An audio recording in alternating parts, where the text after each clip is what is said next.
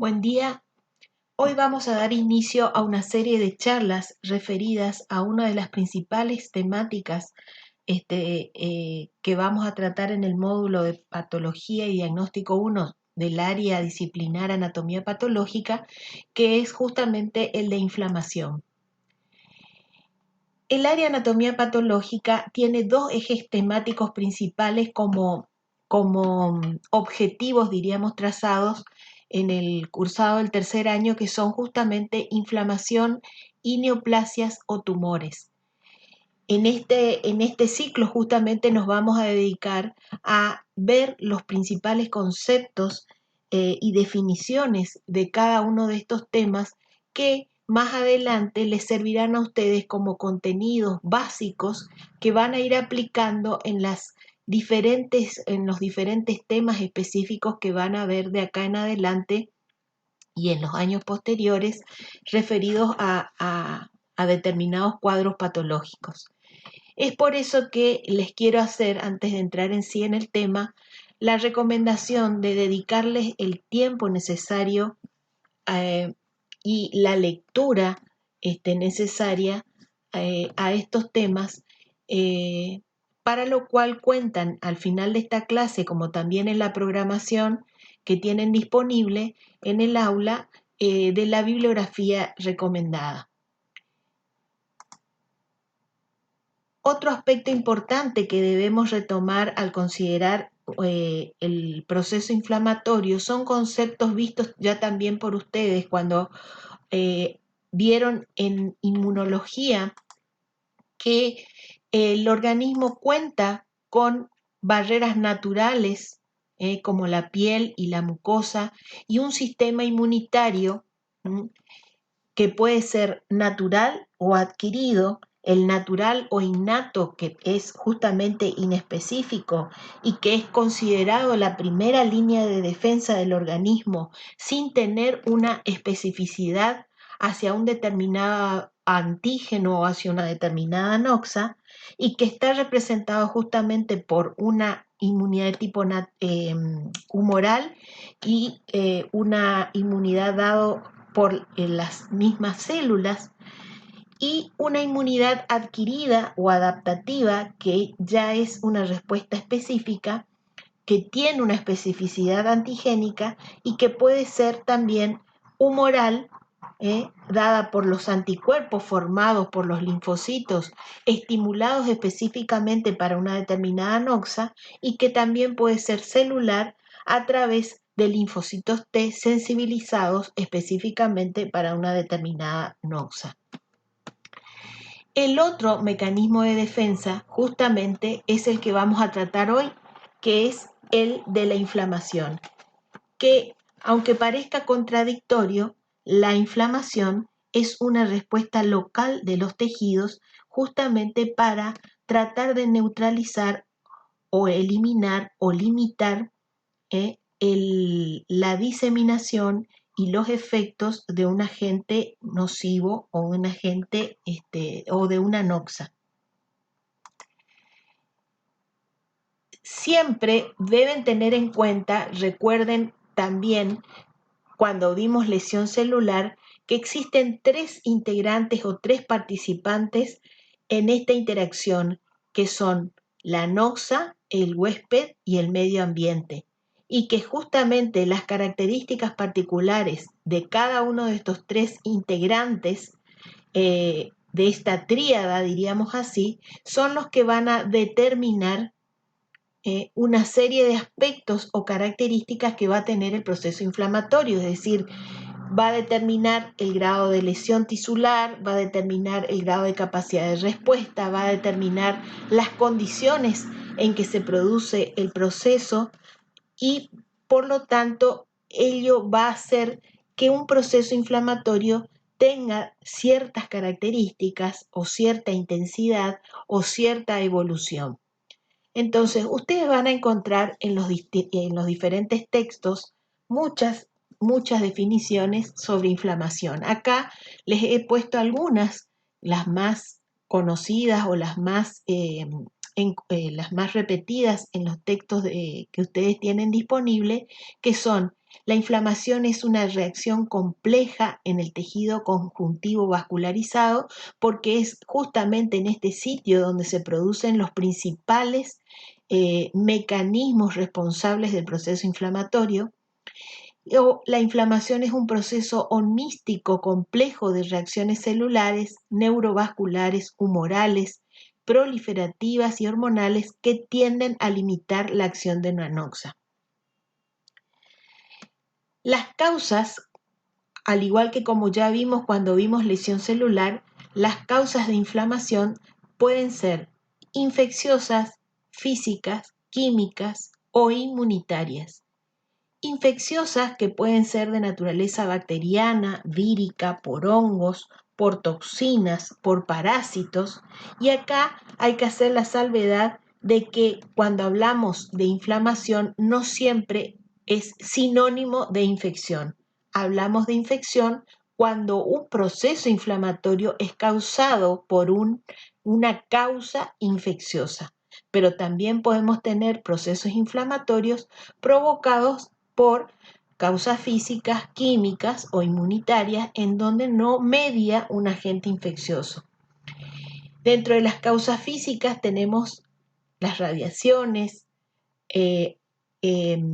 las radiaciones ionizantes, el calor, el frío, los traumatismos mecánicos. Dentro de las causas químicas, los venenos orgánicos o inorgánicos. Dentro de las causas inmunitarias debemos mencionar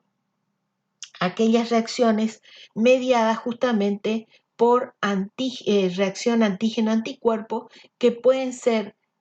causados por noxas externas del organismo, pero también pueden ser por mecanismos endógenos en el cual las propias células o los propios tejidos resultan desconocidos por nuestro sistema inmunitario, que termina reaccionando y provocando daño tisular. Este es justamente el mecanismo fisiopatogénico de las enfermedades de tipo autoinmune. Desde el punto de vista semiológico, cualquier proceso inflamatorio en general se identifica clínicamente o se manifiesta clínicamente por una serie de signos y síntomas que se los conoce clásicamente como los 4 signos cardinales de la inflamación, descrito por Celso en el siglo I después de Cristo, que son el calor, el rubor, el tumor referido a la tumefacción, al edema de la zona, el dolor, y que después Virchow agregó la disminución de la función. Cuando hablamos de cualquier proceso inflamatorio, se usa generalmente como sufijo para su denominación el sufijo itis, la terminación itis, por ejemplo, apendicitis, peritonitis, neumonitis, etc.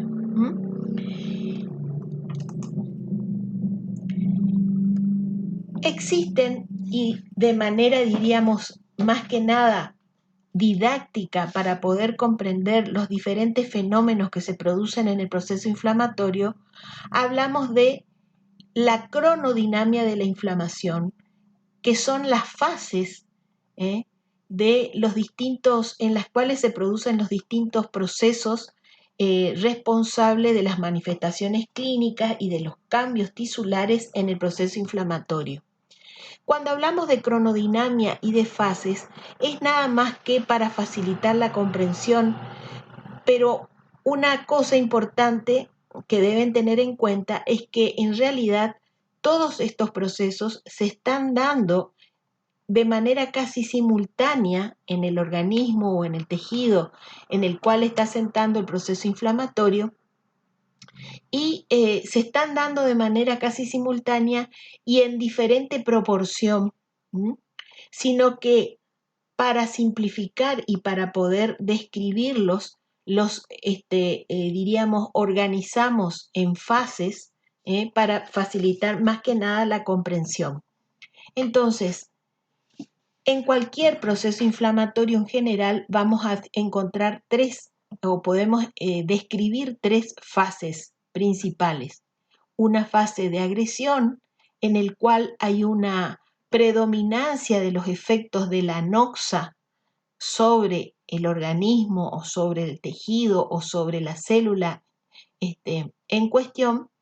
y donde desde el punto de vista morfológico van a predominar los efectos de la noxa y por lo tanto van a predominar los cambios morfológicos referidos a los de una lesión celular. Es decir, vamos a ver injuria tisular, vamos a ver procesos degenerativos o diferentes tipos morfológicos de muerte celular o necrosis, dependiendo justamente de las condiciones que se den de esa interacción de esos tres participantes que hablábamos inicialmente, que son la noxa, el huésped y el ambiente. Es decir, que en la fase de agresión nosotros vamos a poder ver desde el punto de vista fisiopatológico y morfológico todas las manifestaciones referidas a lo que hemos visto ya anteriormente en la clase de lesión celular o injuria. Es decir, vamos a ver todo el espectro de lesiones celulares, desde lesiones de tipo iniciales o leves, cambios degenerativos, hasta lesiones irreversibles comprendidas como por ejemplo necrosis o fenómenos de apoptosis. La fase siguiente, que se llama fase de reacción, se denomina así porque justamente es la fase caracterizada por los fenómenos de respuesta tisular a la agresión, que básicamente lo podemos dividir en dos elementos principales. Los fenómenos vasculares o los cambios vasculares que van a ser responsables de los procesos exudativos característicos de un proceso inflamatorio, y los fenómenos de tipo celular o de movilización celular. Estos cambios vasculares incluyen cambios en el flujo, cambio en el calibre de los vasos y cambios en la permeabilidad vascular, y van a ser justamente los responsables de que clínicamente nosotros veamos en la inflamación edema, tumefacción, enrojecimiento, calor, rubor y la producción de exudado en un proceso inflamatorio. Y por otro lado, los procesos o cambios celulares están referidos fundamentalmente a la movilización de células, que va a ser dependiendo de la intensidad del estímulo o dependiendo de la intensidad o del daño que puede provocar la noxa, va a ser la proporción de movilización celular y de tipo celular involucrado en el proceso. Y por último, tenemos la fase de curación, que es justamente todos los procesos que incluyen la eliminación o anulación de la noxa, o la eliminación de los detritus celulares, es decir, de todas las células y tejido dañado producto del proceso inflamatorio, y el inicio de los fenómenos de reparación. Que va a incluir ya sea fenómenos de reparación ad integrum, si es que el daño tisular no fue lo suficientemente intenso o no involucró un tejido noble, es decir, no involucró un tejido que todavía conserva la capacidad de restituir las células dañadas por células de igual tipo, de igual función y de igual diferenciación,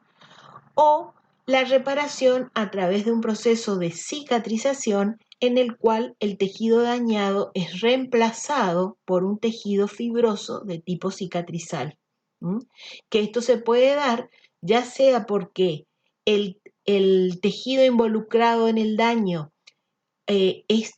tan especializado, sus células son tan diferenciadas y especializadas que perdieron su capacidad de poder regenerarse por células de iguales características, o porque la extensión del daño es tan importante que a pesar de restituirse parte del tejido originalmente dañado,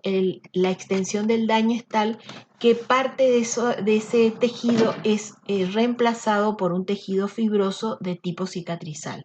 Esto va a ser motivo de una clase en especial que lo vamos a ir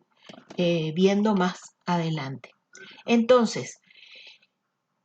decíamos, resumiendo, cuando hablamos de cronodinámica de la inflamación, hablamos justamente de la secuencia en la que se producen los procesos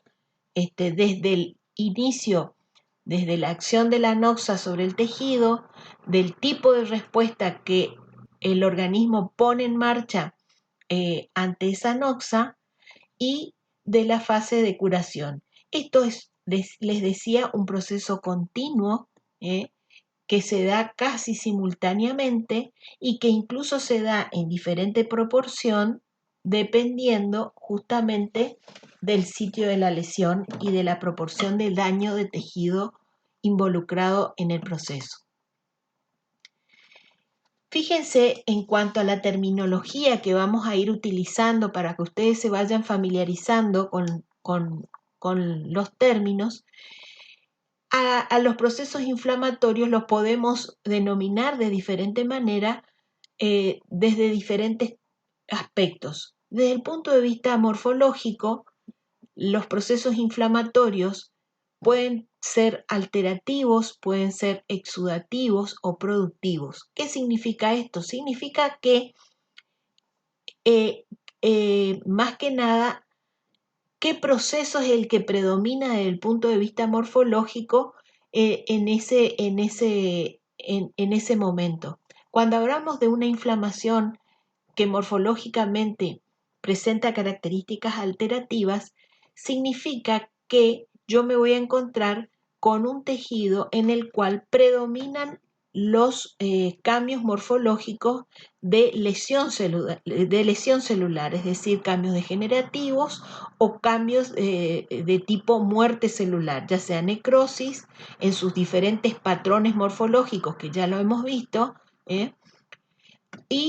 o fenómenos de apoptosis. Cuando hablamos de inflamaciones con características exudativas, son aquellas inflamaciones en las que justamente predominan los cambios de tipo vascular y celular, es decir, que hay intensos cambios de tipo vascular con cambios de flujo, de permeabilidad y producción de edema, que en este caso el edema va a tener todas las características de un edema inflamatorio que ustedes ya lo han visto cuando vieron edema, es decir, que generalmente son edemas con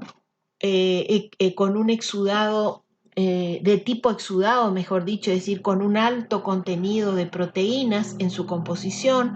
con un importante contenido de células, que le va a ir dando incluso diferentes denominaciones a esos exudados, y clínicamente también con características propias de la inflamación, es decir, un edema doloroso, un edema rojizo, con tumefacción del tejido que esté involucrado. A eso nos referimos justamente con la inflamación de tipo exudativa. Y aquellas productivas son aquellos procesos inflamatorios, generalmente en los procesos inflamatorios crónicos, caracterizados por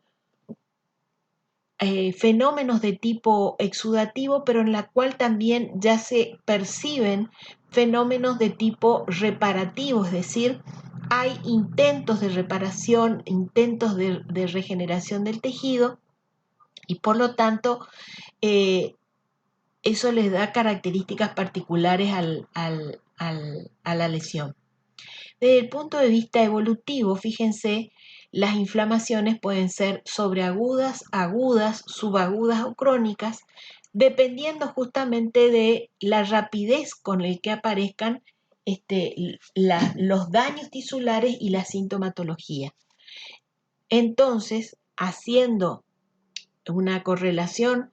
con justamente los cambios morfológicos, si hablamos de un proceso inflamatorio sobreagudo, son aquellos procesos que se dan o que aparecen ante la acción de una noxa de características seguramente muy virulentas o muy intensas, en el cual predominarán los fenómenos del tipo alterativos y en donde los cambios justamente aparecerán de manera inmediata en las primeras horas, en las primeras 24 horas del proceso. En un proceso agudo, generalmente también veremos fenómenos de tipo alterativo, una evolución entre las 12 o 24 horas y así sucesivamente. En las subagudas y crónicas el proceso será de menor intensidad o de menor gravedad y con un periodo o durante un periodo de tiempo mucho más prolongado. Desde el punto de vista biológico, hablamos de inflamaciones inespecíficas y específicas, refiriéndonos al tipo o a las características, ya sea clínicas y morfológicas, que identifican al proceso inflamatorio. Cuando hablamos de inespecífico, se refiere justamente a un proceso inflamatorio estereotipado, es decir,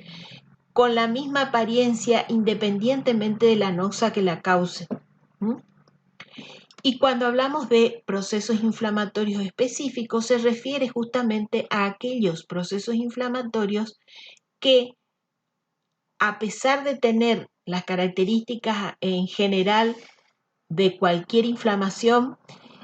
tiene alguna característica particular, ya sea desde el punto de vista clínico o desde el punto de vista morfológico, que permite inferir cuál pudo haber sido su agente etiológico, que permite sospechar cuál puede haber sido la causa o reconocer alguna causa en particular o alguna enfermedad en particular. Para darles un ejemplo, cuando ustedes, por ejemplo, tienen un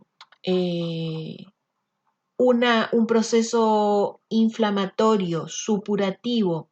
en el maxilar fistulizado y que a través de la fístula el exudado que se exterioriza tiene gránulos amarillentos que son característicos de la actinomicosis facial. Eso, por ejemplo, es un ejemplo de un proceso inflamatorio específico y es justamente la presencia de esos gránulos particulares que a mí me permite reconocer o por lo menos inferir que la probable etiología de ese proceso pueda deberse a la actinomices israelí, que suele complicar, por ejemplo, una extracción, una cirugía o una fractura de maxilar. Y en cuanto a la etiología, hoy, como les decía, las causas de los procesos inflamatorios pueden ser infecciosos, por bacterias, virus u hongos, químicos o físicos. Ahora, un aspecto importante, fíjense que en la inflamación es que ya en la fase de agresión, es decir, en esa primera etapa de contacto entre la noxa y el individuo, existen factores determinantes de cuál va a ser el tipo de respuesta y cuál va a ser el tipo de patrón morfológico y por lo tanto también las diferentes manifestaciones clínicas de un proceso inflamatorio. Y así hablamos que existen patrones moleculares que pueden ser patrones moleculares asociados al patógeno, que son, por ejemplo, las células necróticas del tejido dañado o involucrado en el proceso, factores, factores de tipo mediador químico, como factor inducido por la hipoxia, el factor estimulante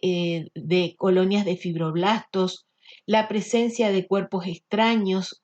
las reacciones inmunitarias, es decir, complejos anticuerpos que producen reacciones de hipersensibilidad y producción de citoquinas.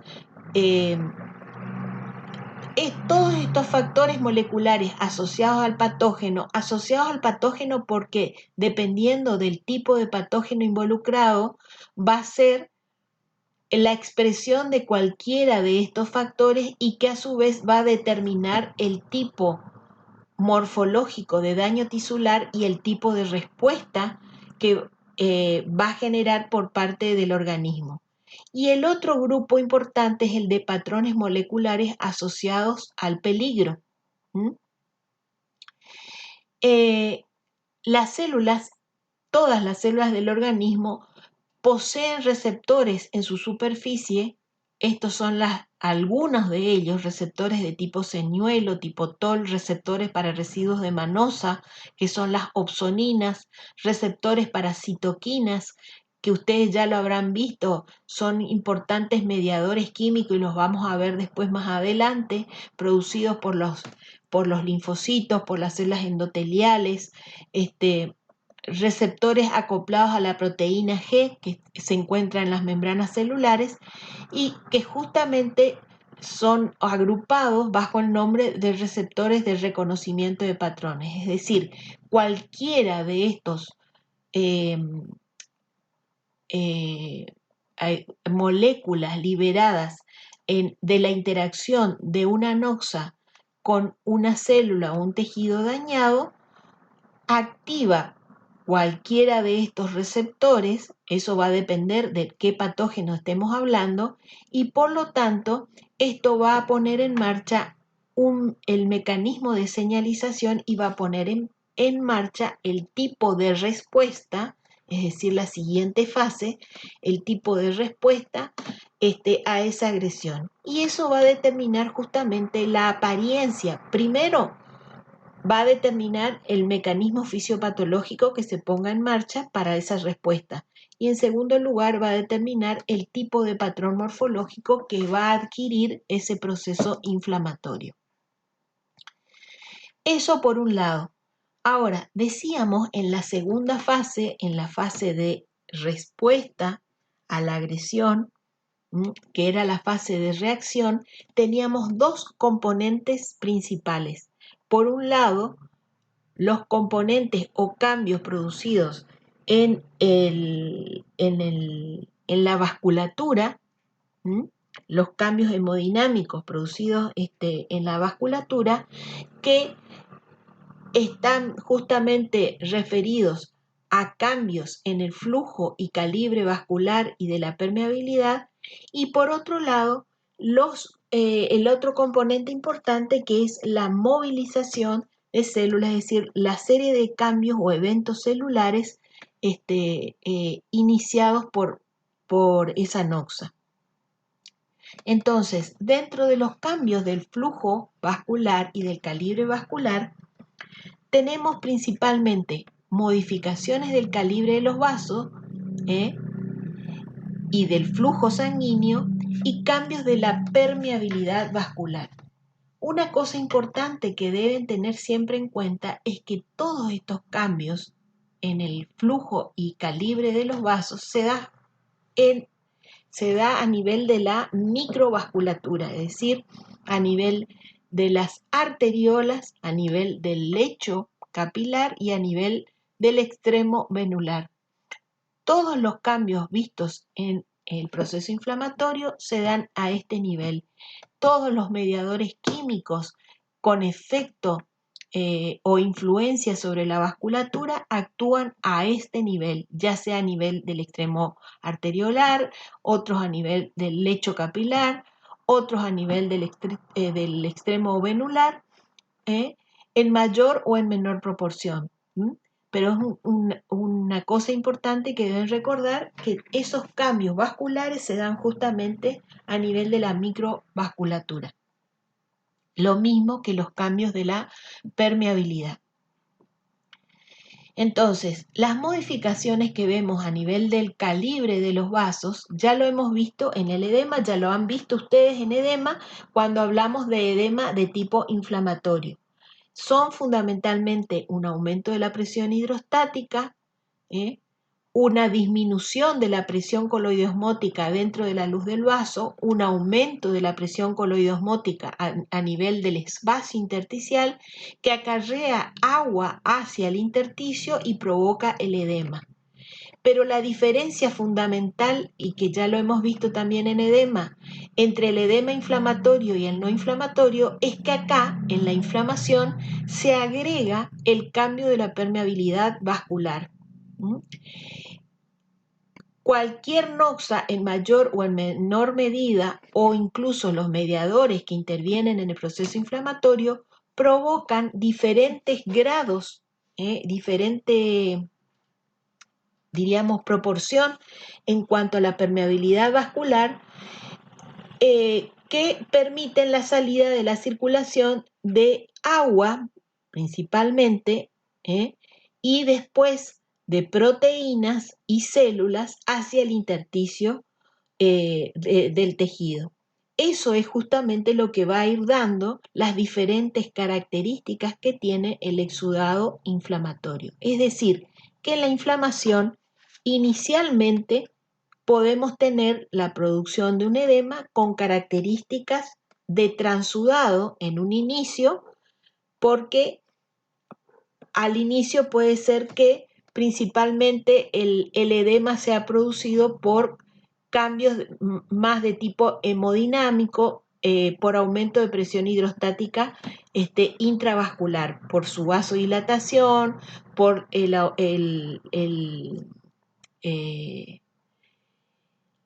enlentecimiento de la circulación dentro de la luz del vaso. Pero a medida que transcurre el proceso inflamatorio, que se agrava el proceso inflamatorio y se agrega el cambio de la permeabilidad vascular, se produce, aparte de la salida de líquido, la salida de proteínas y elementos celulares, que hace que ese transudado inicial se transforme en un exudado, dependiendo del componente principal o de los principales componentes que predominen en ese exudado va a tener diferentes denominaciones que ya lo vamos a ir viendo más adelante. Entonces, retomando, dentro de los cambios vasculares tenemos cambios en el flujo y del calibre vascular. El flujo se vuelve más lento, los vasos están más dilatados, hay aumento de la presión hidrostática dentro de la luz del vaso en el extremo arteriolar y en el extremo arterial del lecho capilar, que provoca la salida de líquido al intersticio. A eso se agrega cambios de la permeabilidad vascular,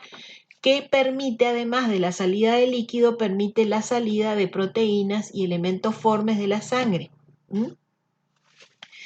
Se pierde la circulación axial de los elementos formes de la sangre, los elementos formes entran más en contacto con las paredes vasculares y eso permite, junto con el cambio de la permeabilidad, la salida de las células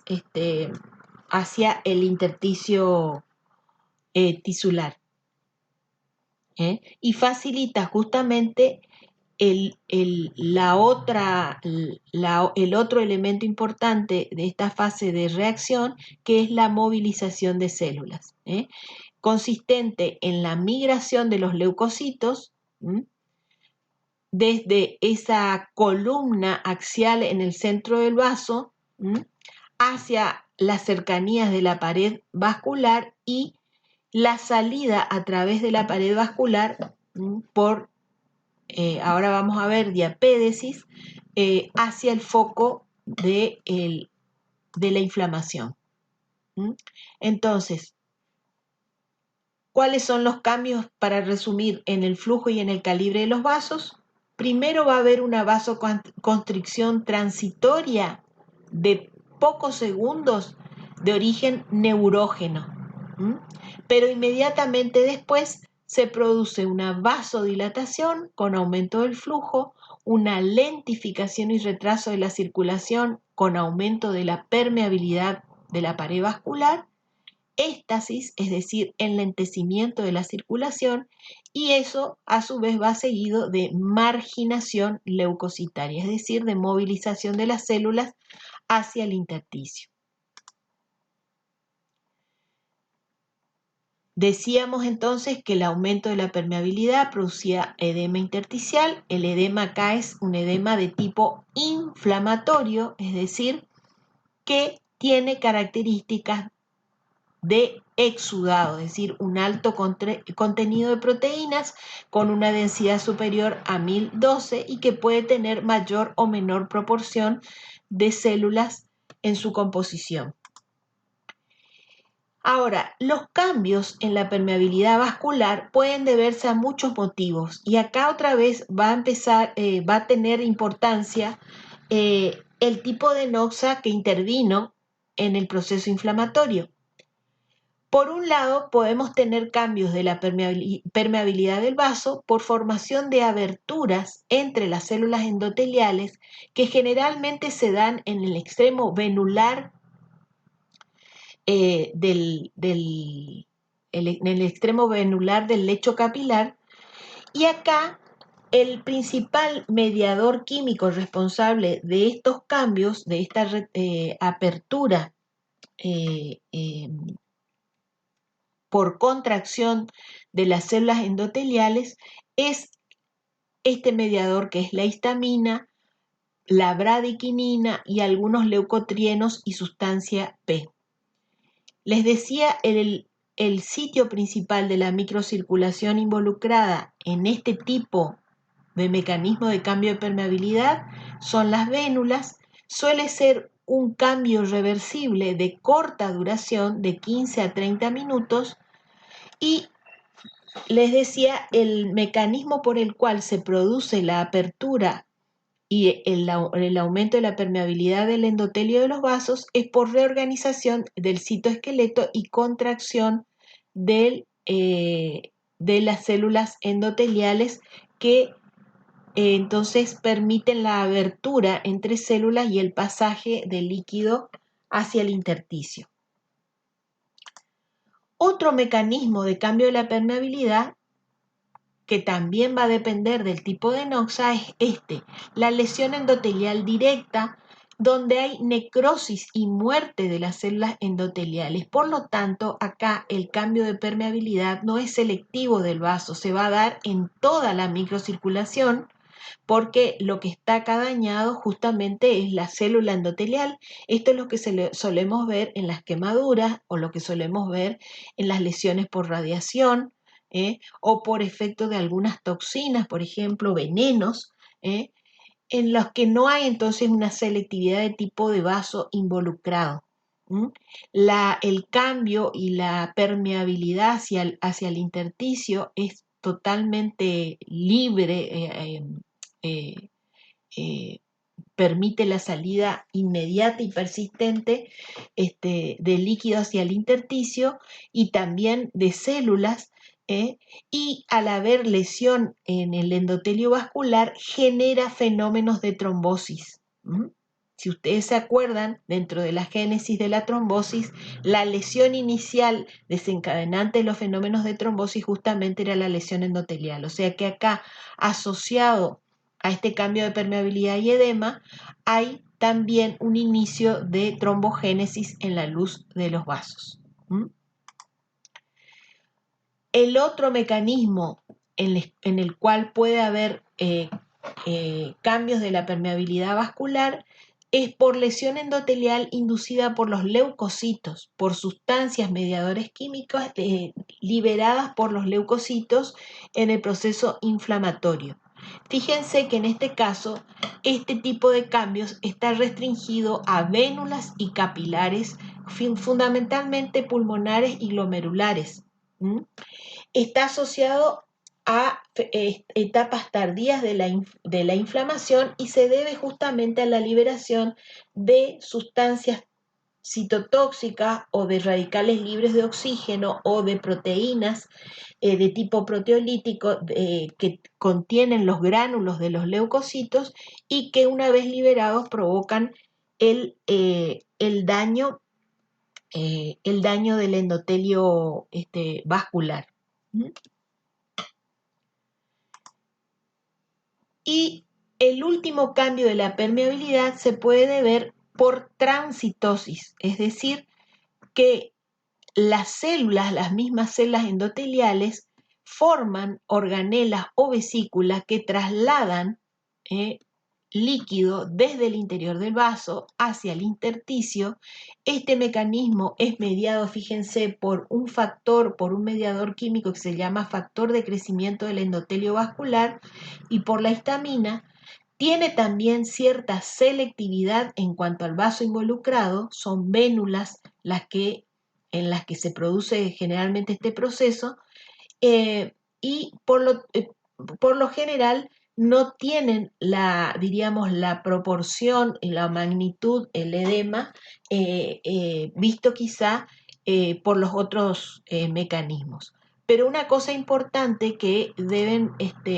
recordar es que cualquiera de estos cambios de la permeabilidad vascular pueden estar presentes simultáneamente en una misma lesión. Dependiendo del sitio o de la magnitud del daño en un determinado sitio, va a predominar uno u otro tipo de mecanismo de cambio de permeabilidad, pero cualquiera de ellos pueden estar presentes de manera simultánea en un mismo proceso inflamatorio. El otro fenómeno, decíamos, importante en esta fase de reacción es la movilización de células, es decir, la migración de leucocitos. Normalmente las células, los elementos formes de la sangre, tienen una circulación axial, es decir, se hallan circulando en el centro de la luz vascular, y toda la parte líquida de la sangre es la que está más en contacto con las paredes del vaso. Cuando se producen los cambios hemodinámicos que vimos al inicio de la fase de reacción, esos mismos cambios hemodinámicos, al provocar enlentecimiento de la circulación, vasodilatación y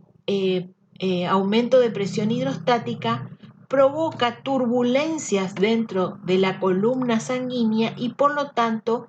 facilita a que los elementos formes de la sangre que tenían una circulación axial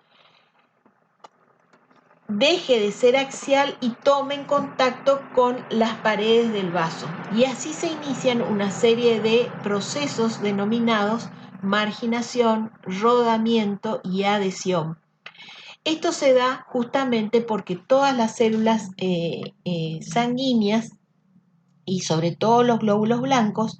como también las células endoteliales y las plaquetas, poseen receptores en su superficie, diferentes receptores a diferentes mediadores químicos y también cargas que hacen que estas células, al acercarse a las paredes del vaso y al tomar contacto entre sí con las células endoteliales,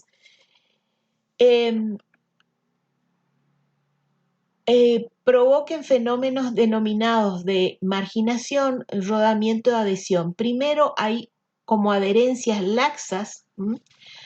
que es lo que se llama justamente el rodamiento, para después entrar en un contacto mucho más íntimo del receptor y proteínas de anclaje que permiten la adherencia, diríamos, permanente de las células a las paredes de los vasos, y que va a facilitar posteriormente el otro fenómeno, que es la transmigración de la célula a través de la pared del vaso, que se denomina diapédesis. Todos estos fenómenos de marginación, rodamiento, adhesión, diapédesis, transmigración, son justamente en función de un gradiente de concentración de mediadores químicos que están enviando señales desde el sitio de la lesión, desde el sitio de la adhesión tisular. Entre las principales moléculas responsables de estos fenómenos de marginación y de adherencia, podemos mencionar a las selectinas, que se expresan sobre la superficie de las células endoteliales activadas, que se reconocen en la superficie también de los neutrófilos y que son de diferentes tipos. Por ejemplo, la selectina P, la selectina E, la selectina L, que son justamente liberadas tanto por las células endoteliales, por los leucocitos, por las plaquetas, por linfocitos, por los neutrófilos. Otras moléculas importantes de adherencia son las integrinas, que se activan sobre la superficie de las células endoteliales durante el proceso de adhesión transitoria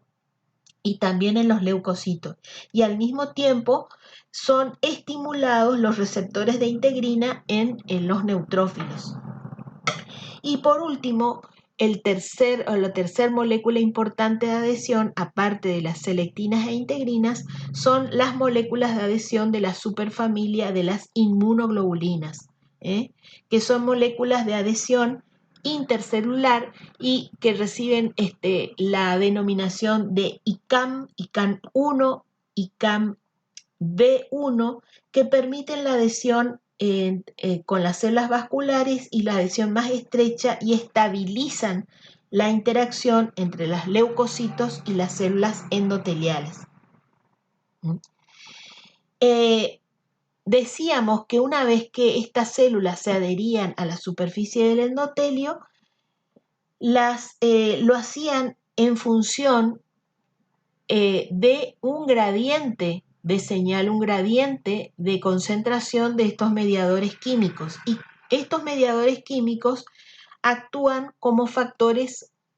atrayentes o factores denominados quimiotácticos. Entre esos, los principales factores quimiotácticos, tenemos a las quimiosinas de los leucocitos, al leucotrieno B, a los diferentes componentes del sistema de complemento, a las citoquinas, principalmente las interleuquinas, como por ejemplo la interleuquina 6, la interleuquina 8, y también productos bacterianos como péptidos, productos de la desintegración a veces de membranas bacterianas o de otro agente infeccioso. Entonces, para retomar, hemos visto que en la fase de agresión predominaban todos los cambios morfológicos que ya hemos visto en lesión celular, es decir, aquellos reversibles, incluidos los diferentes tipos de cambios degenerativos, hasta lesiones irreversibles con los diferentes patrones de necrosis. Después viene una fase de reacción, en el cual tenemos dos componentes principales: los cambios de tipo hemodinámico o fenómenos vasculares, que son responsables de los diferentes cambios exudativos presentes en un proceso inflamatorio, y los fenómenos celulares constituidos principalmente por la movilización y migración de células hacia el foco de la lesión. Y por último tenemos la fase de curación, donde decíamos existe la anulación de la anoxa y la eliminación del tejido dañado y el inicio de los fenómenos de reparación. Bueno, estos son microfotografías para que ustedes vean cómo se observan histológicamente estos cambios vasculares y celulares en cualquier tejido, en cualquier órgano. En este caso, fíjense estamos en un proceso inflamatorio que está localizado en un tejido celular subcutáneo, donde podemos reconocer tejido adiposo y capilares que ya a simple vista ustedes pueden observar muestran una marcada vasodilatación, las luces son amplias, están llenas de elementos formes, en este caso eritrocitos y leucocitos, que son estas células de núcleos polilobulados que ustedes ven acá, y como pueden ver también, estos leucocitos están cercanos o adheridos al endotelio, a la pared del vaso, porque justamente se están dando los fenómenos de rodamiento, marginación y transmigración de los leucocitos hacia el intersticio celular. Todos estos espacios claros que ustedes ven alrededor del vaso justamente es cómo se puede apreciar las zonas de edema. Todos estos espacios claros que ven acá. Acá lo pueden ver a mayor aumento, los fenómenos como los leucocitos están marginados y algunos adheridos al endotelio vascular, e incluso migrando a través de la pared del vaso. Esto, decíamos, se da en función de un gradiente de concentración de los diferentes tipos de mediadores químicos que son liberados tanto por las células inflamatorias, tanto por las células endoteliales, como por las células dañadas en el tejido, y que resultan justamente un faro al cual se dirigen estas células inflamatorias.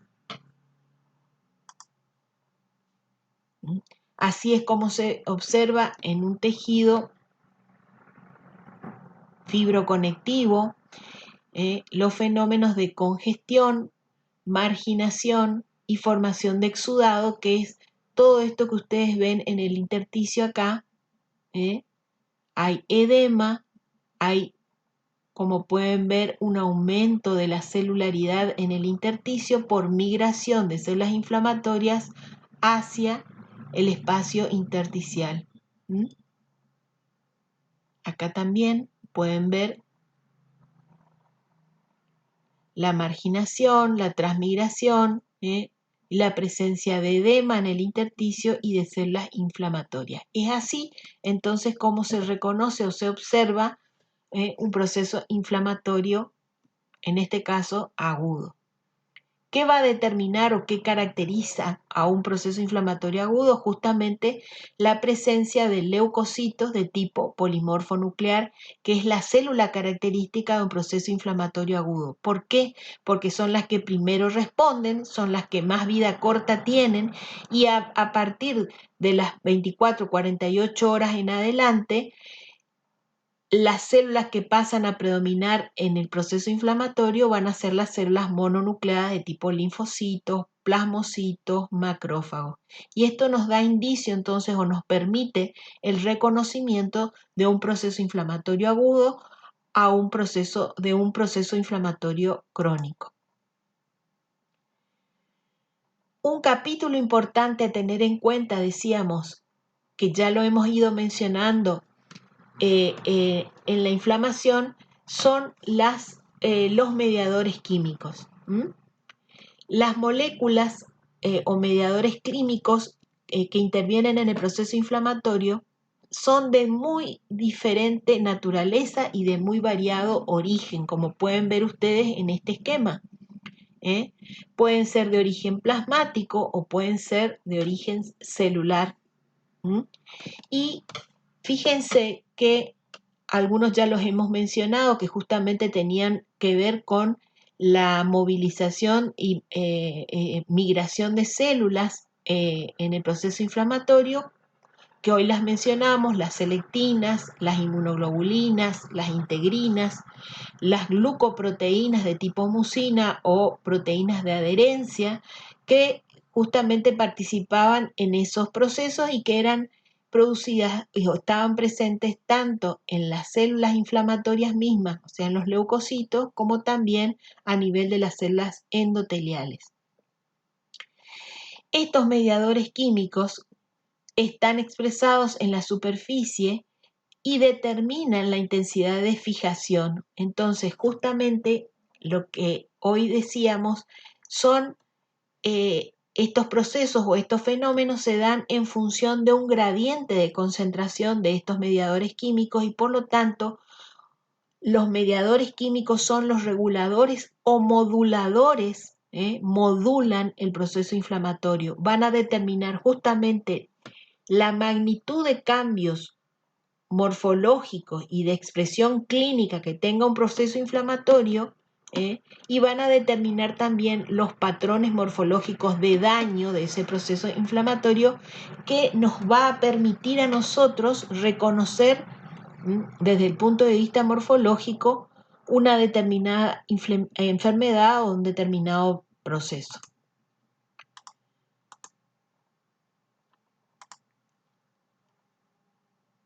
Hoy hablamos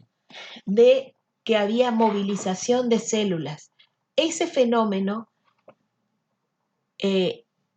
lo que se denomina genéricamente quimiotaxis, es decir, la locomoción o migración leucocitaria orientada según un gradiente químico, es decir, en este caso, según un gradiente de concentración de un mediador,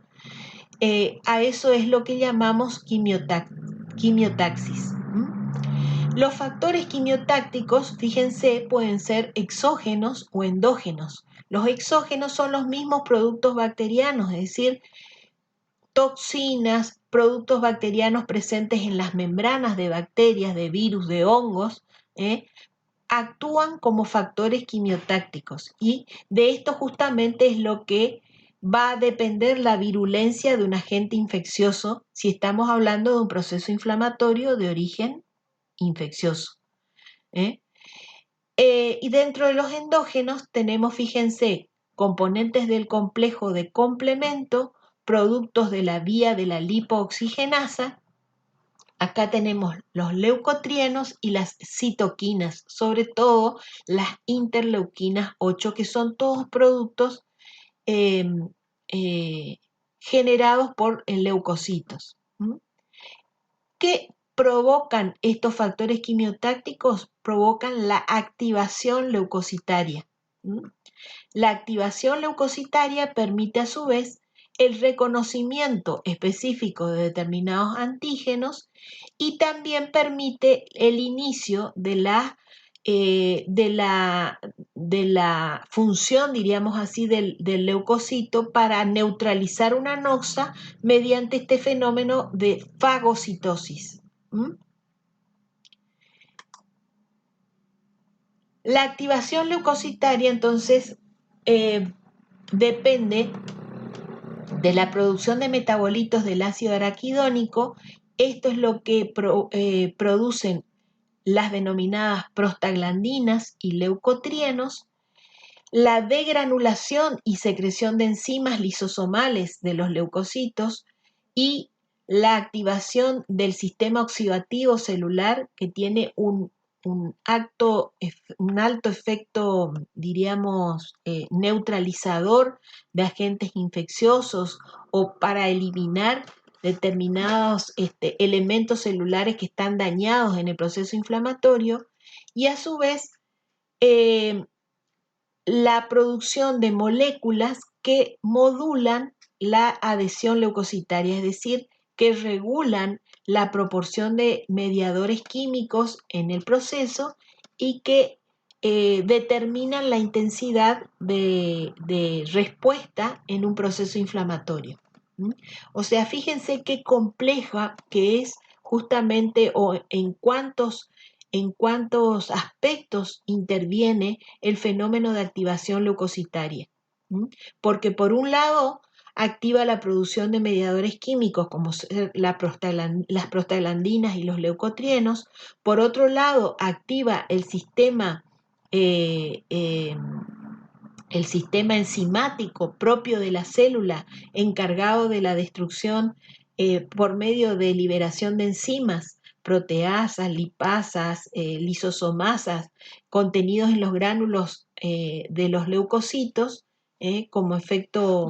diríamos, citotóxico propio, y por otro lado, modula la producción de moléculas de adhesión y modula entonces todos los fenómenos involucrados en la movilización celular hacia el foco de la lesión.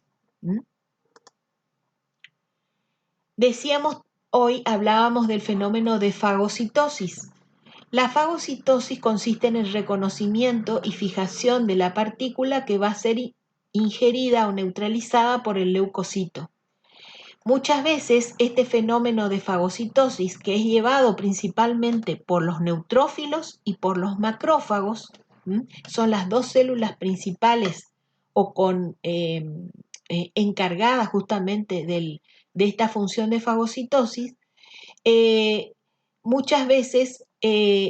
necesita, para reconocer a partículas como extrañas, ya sea partículas de origen celular o partículas de tipo infeccioso como bacterias y virus, necesita una etapa previa para su reconocimiento, que es lo que se denomina opsonización, que es recubrir esas partículas con fragmentos de factores de complemento como IgG, complemento 3B,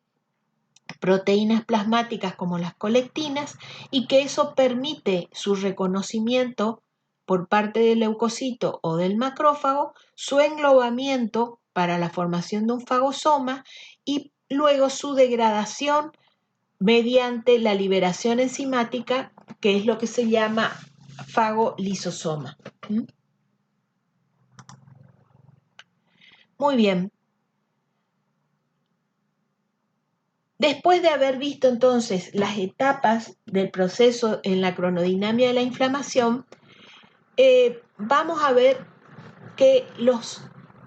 el producto, diríamos así, de estos fenómenos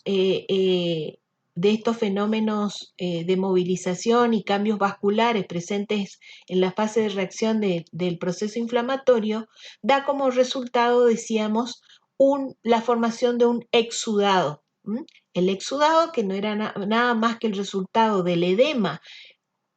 con características de edema inflamatorio, es decir, con un alto contenido de proteínas, con una diferente composición en cuanto a tipo celular, y el exudado inflamatorio entonces puede tener diferentes denominaciones dependiendo de su composición. Decíamos, contiene fundamentalmente líquido y electrolitos, porque inicialmente comienza como un transudado, luego por los cambios de permeabilidad vascular se transforma en un exudado por su contenido en proteínas, especialmente fibrinógeno, fibrina e inmunoglobulinas. Tiene como función transportar mediadores químicos de la inflamación a la zona lesionada. Al hablar de un proceso inflamatorio agudo, contiene principalmente neutrófilos como componente celular predominante, que permiten su reconocimiento como proceso inflamatorio agudo, y que puede, de acuerdo a su evolución, fíjense, coleccionarse en el foco inflamatorio. Y acá vamos a encontrar entonces que esa colección de exudado inflamatorio agudo puede adquirir diferentes denominaciones dependiendo del sitio en el que asienta. Entonces, si se colecciona en un tejido blando y forma una cavidad neoformada conteniendo el exudado inflamatorio agudo, generalmente, que es lo que nosotros habitualmente llamamos pus, a eso es lo que se denomina absceso. Entonces, absceso es la colección en una cavidad neoformada de exudado inflamatorio de tipo generalmente purulento. Cuando utilizamos el término flemón, hacemos referencia a que esa colección se sitúa entre espacios que ofrecen menor resistencia, como por ejemplo fascias intermusculares o planos musculares y planos óseos, y por lo tanto son colecciones más difusas que se van abriendo paso a través de estos espacios de menor resistencia en los tejidos blandos. Esto es lo que se denomina flemón. A la colección entonces difusa de un exudado inflamatorio agudo entre planos musculares, entre fascias musculares o entre plano muscular y un plano óseo, pero es una colección difusa. Cuando utilizamos el término celulitis, hacemos referencia a una colección de exudado inflamatorio localizado a nivel del celular subcutáneo, es decir, a nivel del tejido adiposo que está por debajo de la dermis reticular, al tejido celular subcutáneo. También suelen ser colecciones difusas, no tan circunscriptas como el absceso, generalmente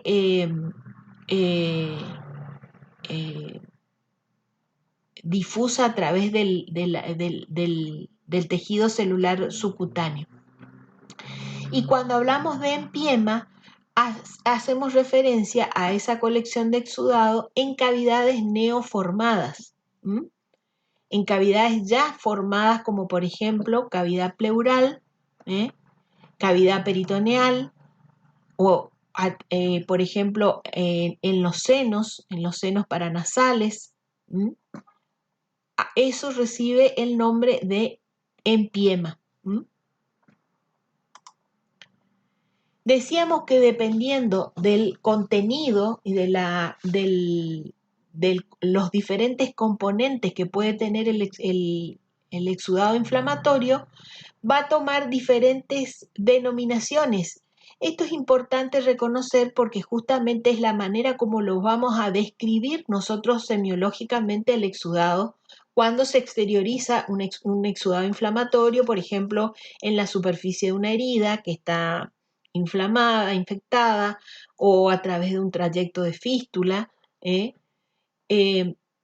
Entonces, dependiendo del tipo de composición en el exudado inflamatorio, puede ser o lo podemos describir o denominar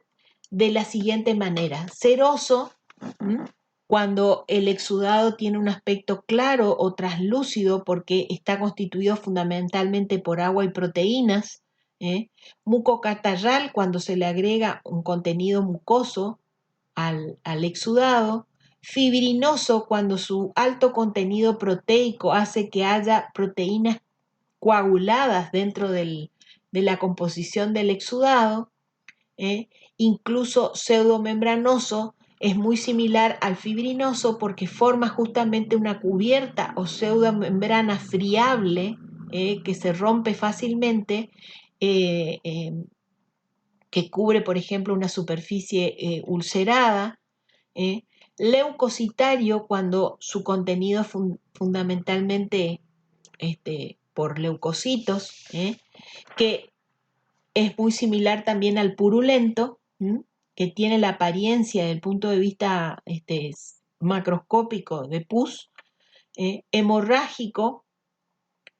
mixtos o combinados, porque podemos tener combinaciones de varios de estos, fibrinopurulentos, serofibrinosos, hemorrágicos. Estos diferentes términos con el cual se puede denominar desde el punto de vista semiológico a los exudados, es importante justamente reconocerlos y saber aplicarlos, porque muchas veces resultan valiosos a la hora de reconocer algún proceso inflamatorio en especial o reconocer la noxa involucrada en el proceso. Es así como se ve desde el punto de vista histológico un exudado cubriendo una superficie o un lecho de úlcera. Acá ustedes ven que no hay revestimiento epitelial en la superficie, que todo el tejido conectivo de la base, que ustedes lo reconocen porque acá yo reconozco elementos vasculares, elementos musculares, tejido adiposo, por lo tanto puedo reconocer que acá hay un tejido conectivo que está inflamado porque está justamente impregnado o lleno de células con una gran celularidad, y que en la superficie, en vez de tener un revestimiento epitelial, se haya cubierto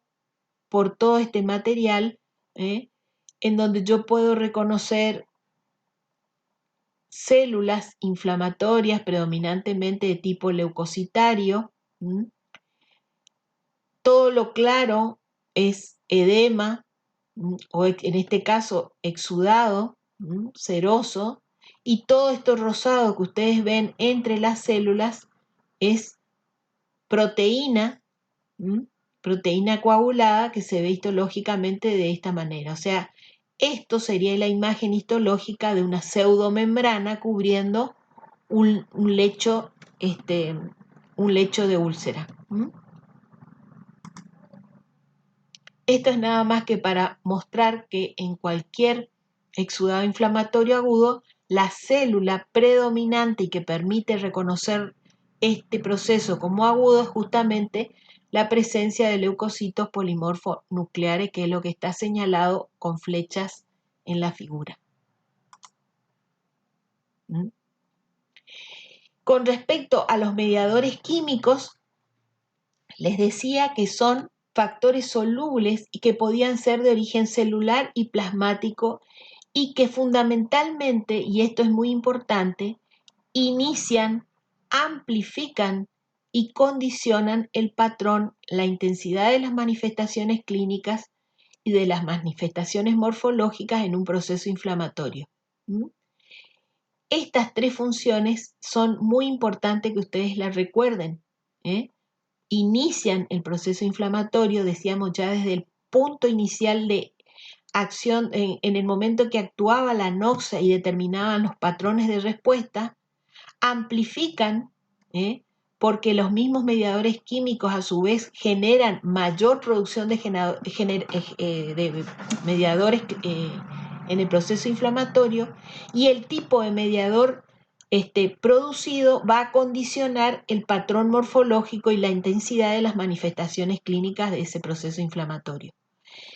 Los mediadores químicos, fíjense, se dividen en dos grandes grupos: las aminas vasoactivas y los factores quimiotácticos, es decir, mediadores que tienen efecto predominantemente sobre la vasculatura, sobre los cambios vasculares o hemodinámicos que hemos visto, y mediadores que tienen fundamentalmente efecto atrayente de células, es decir, efecto quimiotáctico. Muchos de los mediadores químicos que vamos a ver tienen ambos efectos, pero generalmente predomina uno sobre otro, o sea, hay mediadores que tienen más efecto sobre la vasculatura que quimiotáctico y viceversa.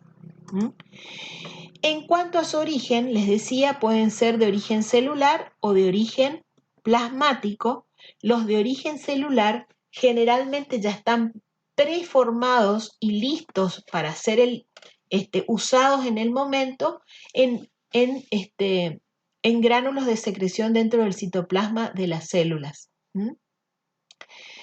O se forman en el momento en que necesitan ser utilizados. En cambio, los mediadores plasmáticos generalmente están circulando en el plasma de manera inactiva,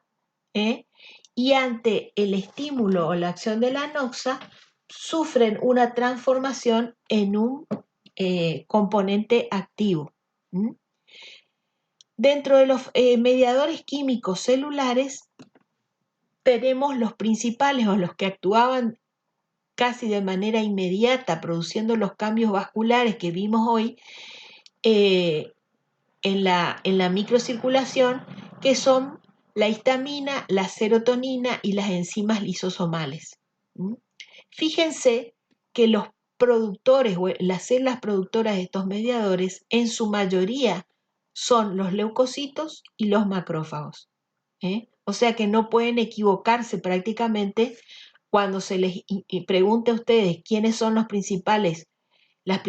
células productoras de mediadores químicos. Nunca se van a equivocar porque básicamente son los leucocitos y los macrófagos los principales productores de mediadores químicos. Dentro de los mediadores recién sintetizados o sintetizados en el momento de origen celular, los principales son las prostaglandinas, los leucotrienos, los factores activadores de plaqueta, los productos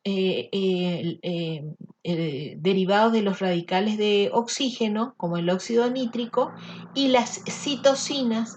o citoquinas, principalmente las interleuquinas. Es muy importante que los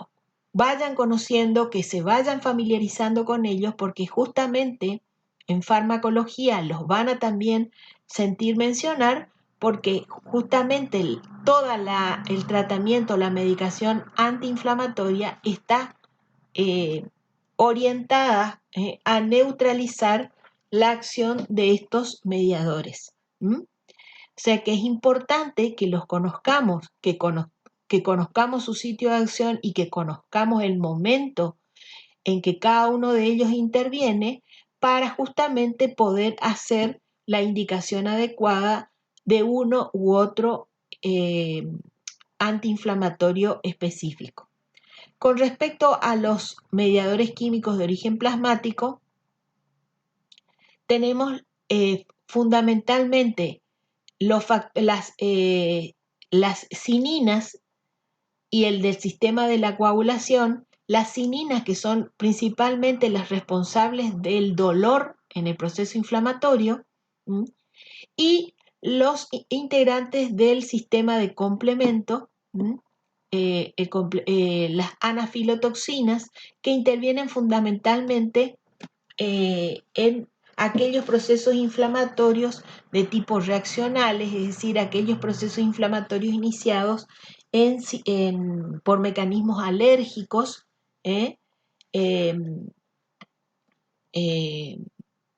hacia parásitos, es decir, en procesos inflamatorios especiales. Esto es nada más que un resumen de lo que les estaba mencionando, que todas las células producen en mayor o en menor proporción mediadores químicos que tienen efecto tanto vasoactivo como quimiotáctico, pero algunos predominan sobre otros. Entonces, dentro de los mediadores con efectos fundamentalmente vasoactivos, tenemos la histamina, la serotonina, la bradiquinina, que también intervenía o producía o intervenía en los mecanismos de dolor, las anafilotoxinas, sobre todo en las reacciones de tipo alérgico, leucotrienos y prostaglandinas, los factores derivados del oxígeno y el factor activador de plaquetas, que producen sobre todo vasodilatación y cambios de la permeabilidad vascular y son los responsables del edema inflamatorio. Y por otro lado, factores mediadores con efectos fundamentalmente quimiotácticos, como el complemento 5A, los productos derivados de la lipoxigenasa, es decir, los leucotrienos, las quimioquinas, que producen la atracción y estimulación de células inflamatorias, que va a variar aquellas presentes en el proceso inflamatorio agudo, sobre todo leucocitos polimorfonucleares, o aquellos presentes en un proceso inflamatorio crónico, donde vamos a ver macrófagos, linfocitos y células plasmáticas. Esto es prácticamente lo mismo, ejemplos de cuál es el efecto principal de cada uno de estos mediadores. Así que no lo voy a repetir para no ser tan extenso. Y por último, ver cuál puede ser la evolución de un proceso inflamatorio agudo, porque el proceso inflamatorio no queda, diríamos, congelado en el momento, sino que puede tener diferente evolución dependiendo decíamos, de las propiedades o características de los tres factores que intervienen en este proceso que era la noxa, el agente y el ambiente. Entonces, dependiendo de las características y propiedades de cada uno de estos elementos, o sea, de la naturaleza e intensidad de la noxa, de la capacidad de respuesta del tejido que está involucrado en el proceso y la capacidad de respuesta del huésped y de las condiciones que se dan en ese momento en cuanto al microambiente o al paciente o al organismo involucrado, la inflamación aguda puede evolucionar de diferentes maneras. O resolverse, porque se neutralice la noxa o el daño, puede persistir y coleccionarse y formar un absceso, puede evolucionar hacia la curación, pero involucrando un proceso de reparación, ya sea de regeneración o de cicatrización, dependiendo de la magnitud del daño producido, o puede persistir en el tiempo y pasar a la inflamación crónica que se da en algunas situaciones en que hay